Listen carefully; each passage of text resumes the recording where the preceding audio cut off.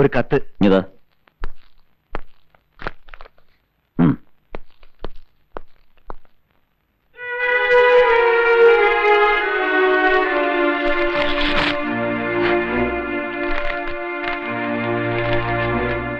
ഞാനിപ്പോൾ ശത്രുവിന്റെ പട്ടികയിലാണെന്ന് എനിക്കറിയാം. എങ്കിലും ആവശ്യപ്പെടുകയാണ്, വിരോധമില്ലെങ്കിൽ ഉമ്മന്റെ വീട് വരെ വരാമോ? മന്ത്രിയായിട്ടല്ല, പഴയ അബ്ദുൾ റഹീമായി. പക്ഷെ ചില രഹസ്യങ്ങൾ അത് പറഞ്ഞേ പറ്റൂ എന്ന് സ്വന്തം അശോകി.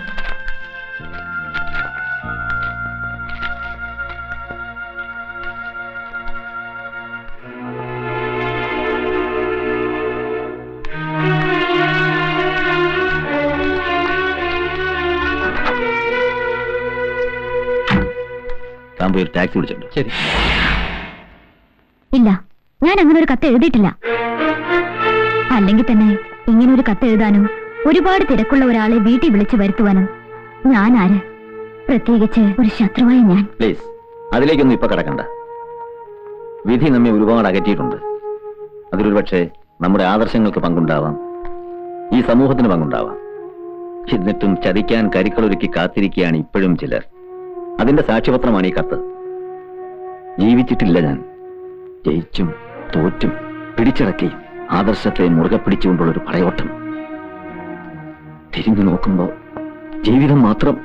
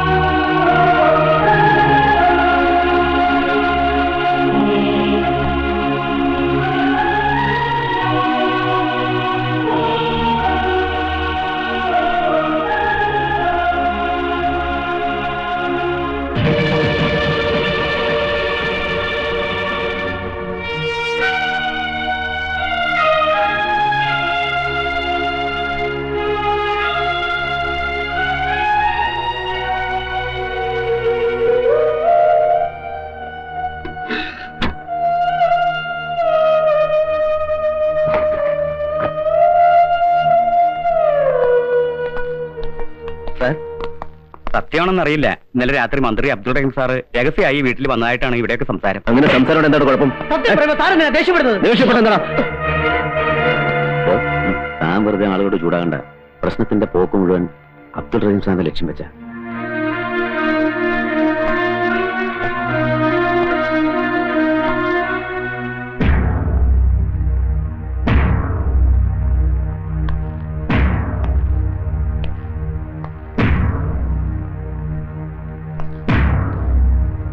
സൂക്ഷിച്ചു നോക്കുമോനെ. ഈ ഫോട്ടോയിൽ കാണുന്ന സാറ് തന്നെയല്ലേ ആന്റിയെ കാണാൻ അവിടെ വന്നത്? അതെ. വേറെ ആരും അവിടെ വന്നിട്ടില്ലല്ലോ. ഇല്ല. അയാൾ വന്ന് എന്തോ ആന്റിയോട് ചൂടായി സംസാരിച്ചു അല്ലേ മോനെ? മോൻ പറഞ്ഞു. ഇത് കൊച്ചുകുട്ടിയല്ലേ സാർ, അവർ തമ്മിൽ സംസാരിക്കുന്നിടയ്ക്ക് ഉറങ്ങിപ്പോയിന്ന് ഈ കുട്ടി തന്നെ പറഞ്ഞില്ലേ സാർ? മിസ്റ്റർ രാമേന്ദ്രൻ, ക്രൈംബ്രാഞ്ചിന് കൈമാറിയ ഒരു കേസാണിത്. പിന്നെ നിങ്ങളെയൊക്കെ വിളിപ്പിച്ചത് സംഭവങ്ങളുടെ പ്രീവിയസ് പൊസിഷൻ എന്തായിരുന്നു അറിയാനാ, അല്ലാതെ ആരോടൊക്കെ എന്തൊക്കെ ചോദിക്കണം, എങ്ങനെ അന്വേഷിക്കണം എന്നുള്ള ബുദ്ധി പറഞ്ഞു തരാൻ വേണ്ടിയല്ല. സാർ 4ാം ക്ലാസ്സിൽ പഠിക്കുന്ന ഒരു കുട്ടിയാണത്. നിങ്ങൾ എന്തിന് എമോഷണൽ ആകണം മിസ്റ്റർ? ഇമോഷണൽ ആവും സർ. കാരണം പലപ്പോഴും ഇയാൾ ഒരുപാട് സംരക്ഷിച്ചുള്ള ഒരു മിനിസ്റ്ററാ. ഒരാപത്ത് വരുമ്പോ പിന്നെ തിരിച്ചു നന്ദി കാണിക്കണമല്ലോ, അല്ലേ? അത് തോന്നിയത് കൊണ്ടാണ് ഈ കേസ് ഇത്രയും പെട്ടെന്ന് ക്രൈംബ്രാഞ്ചിന്റെ കൈകളിൽ എത്തിയത്. അതിനെക്കുറിച്ചൊന്നും പറഞ്ഞു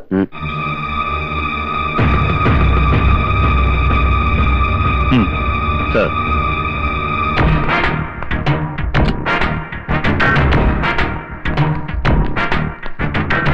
ഇതാണ് സാർ മിനിസ്റ്ററുടെ PA. താനല്ലേ മിനിസ്റ്റർക്ക് ടൂറിസ്റ്റ് ആക്ട് വിളിച്ചു കൊടുത്തത്? കാർ വിളിച്ചു കൊടുത്തു. പക്ഷേ എന്താ ഒരു പക്ഷേ? വിളിച്ചു കൊടുത്തില്ലേ? അതിന്റെ അർത്ഥം മിനിസ്റ്റർ ആ വീട്ടിൽ പോയി എന്നല്ലടോ. അങ്ങോട്ടേക്കാണ് പോയത്. പക്ഷേ പിന്നെ എന്താ ഒരു പക്ഷേ? പൊയ്ക്കോ.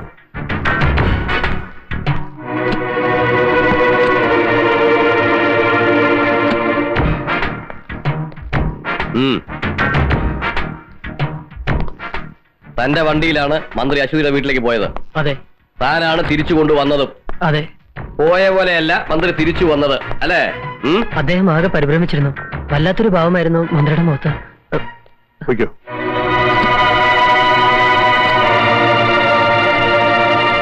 സാർ, മിനിസ്റ്റർക്ക് ആ പെണ്ണിനോട് വേറെയും ശത്രുതയുണ്ട്. അദ്ദേഹത്തിനെതിരെ പ്രകടനം നയിക്കുക, പരസ്യമായി വെല്ലുവിളി നടത്തുക, അതും പഴയ കാമുകി. അല്ലായിരുന്നെങ്കിൽ ഒരിക്കലും അസമയത്ത്, അതും മറ്റാരെയും കൂടാതെ അദ്ദേഹം അവിടെ പോകുമായിരുന്നില്ല. അതെ, മിനിസ്റ്റർ ആയതിന്റെ പേരിൽ സംശയിക്കപ്പെടുന്ന ഒരാളെ ചോദ്യം ചെയ്യാതെ വിടുന്നതും ശരിയല്ല. സാർ പ്ലീസ്, ഇതിന്റെ പിന്നിൽ പ്രവർത്തിച്ചിരിക്കുന്നത് മുഴുവൻ ദേശദ്രോഹികളാണ് സാർ. മറ്റു പല കുറ്റങ്ങളും പുറത്തു കൊണ്ടുവരാതിരിക്കാനും പലരെയും നിശബ്ദരാക്കാനും വേണ്ടി മനഃപൂർവ്വം കളിച്ച കളിയാണ് സാർ. ഷട്ട് താൻ ആരോടോ ഇതൊക്കെ ചോദിക്കാൻ? കാക്കി കുപ്പായം അണിയിച്ച് എല്ലാവരെയും രക്ഷിക്കാൻ വേണ്ടി ദൈവം ഭൂമിയിലേക്ക് ഇറക്കി വിട്ട ദൈവപുത്രന? ബാക്കിയുള്ളവരൊക്കെ മണ്ടന്മാരല്ലേ? പാതിരാത്രി നേരത്ത് അംഗരക്ഷകനെയും ഔദ്യോഗിക വാഹനം ഉപേക്ഷിച്ച് മന്ത്രി ആ പെണ്ണിന്റെ വീട്ടിലേക്ക് പോയത് ശൃംഗരിക്കാനല്ലേ? സാർ ഇറങ്ങി പോണം mister. I say you get out മാൻ.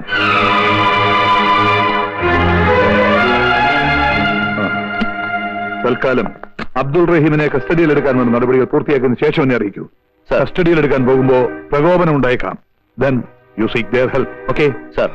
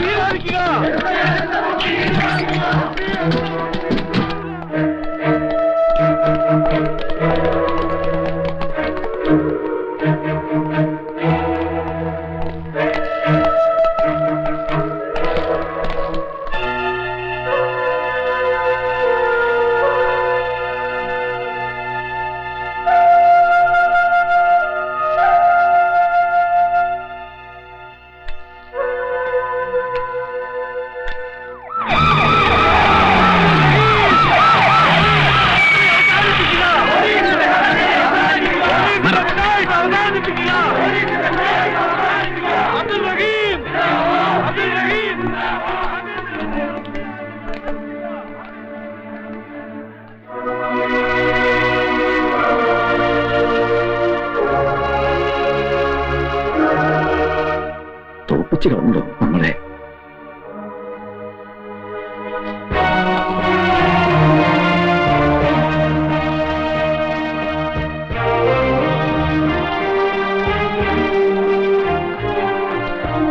ഉം.